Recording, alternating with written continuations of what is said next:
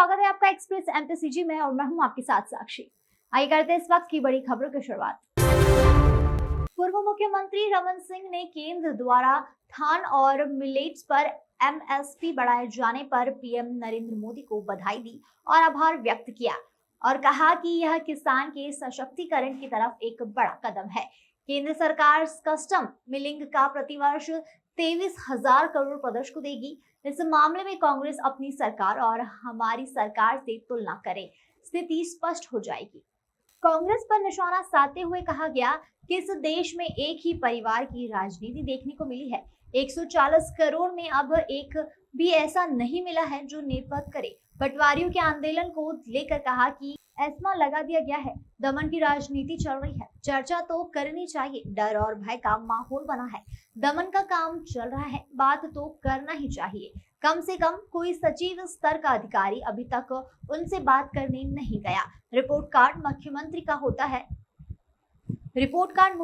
होता है। कितने स्कूल, सड़क, अस्पताल, इंफ्रास्ट्रक्चर में काम हुआ, सिर्फ पाटन और दुर्ग को छोड़कर कितने काम हुए हैं उसका हिसाब दें।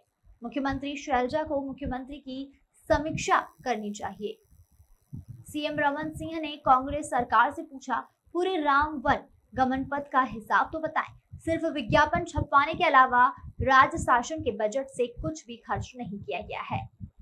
प्रधानमंत्री जी ने देश के किसानों को हित में रखते हुए न केवल बड़े फैसले लेते हैं बल्कि हर साल किसानों को नई सौगात देने का काम करते हैं।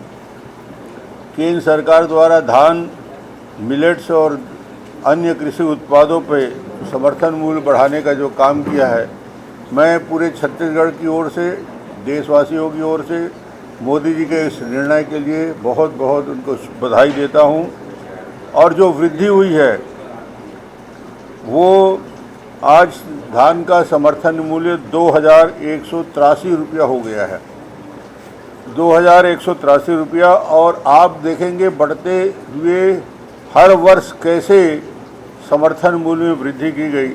14 और 15 में जो धान का समर्थन मूल्य 1,360 रुपया था, 14 और 15 की बात मैं कर रहा हूँ, सरकार बनने के बाद 1,360 रुपया था, अभी बढ़ के 2,183 रुपया हो चुका है।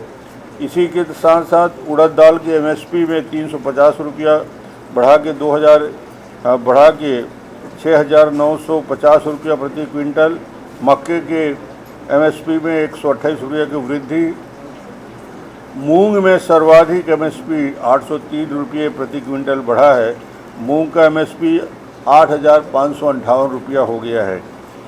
निश्चित रूप से किसानों को सशक्तिकरण की दिशा में एक बड़ा कदम होगा। और मैं एक दूसरे आंकड़े भी बता दूं, जिससे छत्तीसगढ़ में जो एमएसपी बढ़ा है और केंद्र सरकार पूरे के पूरे यहाँ के चावल को अपने केंद्र के उपयोग के लिए लेती है। प्रति वर्ष अब किसानों को छत्तीसगढ़ में 23,000 करोड़ रुपया यानी 107 लाख मीट्रिक टन के हिसाब से यदि देखा जाए तो केंद्र से प्राप्त होगा। राज्य सरकार से भूपेश जी की सरकार को केवल 3,300 रुपया प्राप्त होगा, यानी 23,000 करोड़ रुपया केंद्र सरकार की राशि मिलेगी।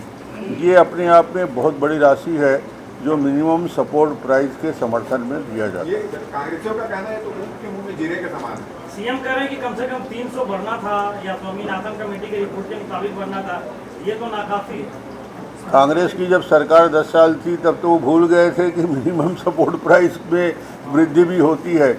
उनके 10 साल की तुलना करें और अभी की मैं तुलना इसलिए कर रहा हूँ, 14-15 में 1,300 से बढ़ के 2,000। भारतीय जनता पार्टी की राजनीति करने के लिए नेताओं की श्रृंखला रही है। डॉक्टर श्यामा प्रसाद मुखर्जी, दीनदयाल उपाध्याय से लेकर अटल अडवाणी जी से लेकर नरेंद्र मोदी तक की श्रृंखला है, जिन्होंने देश को दिशा दी और देश को आगे बढ़ाया। कांग्रेस को उनके बैसाखी के सहारे पंडित जवाहरलाल नेहरू से लेकर राहुल गांधी तक सिर्फ और सिर्फ इस देश में एक ही परिवार की राजनीति देखने को मिली है, दूसरा परिवार नहीं है। इस देश के 140 करोड़ लोगों में कोई क्षमतावान नहीं है जिनको एक नेतृत्व दिया जाए। ये कुमारी शैलजा ने कल बैठक ली थी, वहाँ जो सभा हुई थी सम्मेलन, उसमें कहा है कि जो जिन्हें टिकट मिलेगा वो परफॉर्मेंस के आधार पर मिलेगा और बाकायदा वहाँ शपथ भी दिलाई है कि जिनको टिकट नहीं मिलता वो पार्टी के लिए काम करेंगे। चश्मा भी लगा देंगे। चश्मा लगा दिया गया है। दमन की रणनीति और राजनीति चल रही है और निश्चित रूप से आंदोलन करने वाले पटवारी यदि लगातार बैठे हैं तो बुला के बात तो करना चाहिए, चर्चा तो होनी चाहिए। बात और चर्चा ना करके आतंक और भय के वातावरण बनाना चाहते हैं कि वो डर के आ जाएं। एक संगठन यदि बैठा है तो अभी तक कोई शासन के सचिव स्तर का अधिकारी बात नहीं किया। मुख्यमंत्री ने कहा है कि प्रक्रिया है, प्रभारी है तो मान रही है, किस तरह से देखते हैं? अरे रिपोर्ट कार्ड देखना है तो मंत्रियों के क्यों मांगते हैं, मुख्यमंत्री का देखे ना। 5 साल में क्या रिपोर्ट कार्ड मुख्यमंत्री का होता है भैया कि कितने सड़क बने, कितने पुल बने, कितने स्कूल बने, कितने अस्पताल बने, कितने इंफ्रास्ट्रक्चर में खर्च हुआ, पावर सेक्टर में कितना इन्वेस्टमेंट हुआ। ये यदि परफॉर्मेंस नील है तो मुख्यमंत्री के परफॉर्मेंस के आधार पर विधायक और मंत्रियों की हालत और ख़राब है। इसी के क्षेत्र में यदि देख लिया जाए तो सिर्फ और सिर्फ पाटन और दुर्ग को छोड़कर पूरे छत्तीसगढ़ में 88 विधानसभा और हैं। उन 88 विधानसभा में कितने काम हुए उनका हिसाब तो दें मुख्यमंत्री जी, बाद में उनसे परफॉर्मेंस देखेंगे। कोई काम नहीं हुआ है, सिर्फ 2 जगह पे काम हुआ है, बाकी जगह कहीं भी कोई विकास के काम नहीं दिखते।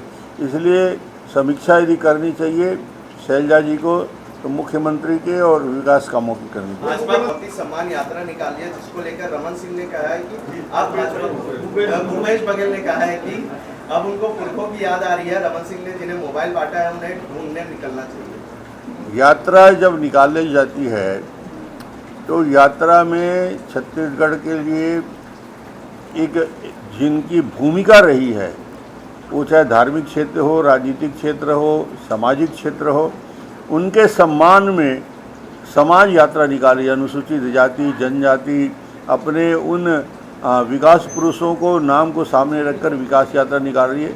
भूपेश जी को आपत्ति नहीं होनी चाहिए। केंद्र सरकार की सारी योजनाओं को बड़े बड़े पोस्टर लगा के रामगमन पथ की बात करते हैं। कितना बजट दिया रामगमन पथ में, पूरे रामगमन पथ का हिसाब तो बताएं कि आज तक कितने 100 करोड़, कितने करोड़ या कितने पैसे और कितने रुपये सिर्फ और सिर्फ पेपर में ऐड देने के सिवाय रामगमन पथ में 1 रुपया का भी स्टेट बजट से खर्च नहीं हुआ।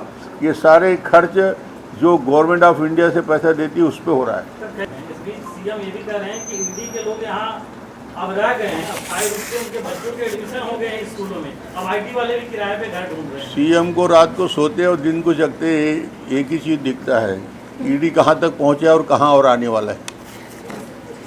यही भय व्याप्त हो गया है और जिस प्रकार दावेदारों की श्रृंखला दिख रही है, भीड़ दिख रही है, अभी से दबाव की राजनीति शुरू कर दी। कांग्रेस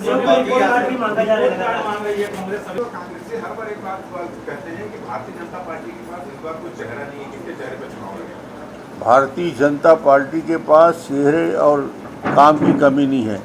हम विकास और डेवलपमेंट के नाम से जाने वाले हैं। हमारे पास राष्ट्रीय स्तर में मोदी जी का चेहरा है और प्रदेश स्तर में हमारे पास 15 साल के डेवलपमेंट की लिस्ट है, विकास के काम हैं जिन्होंने एक इतिहास रचा है छत्तीसगढ़ में। भाजपा का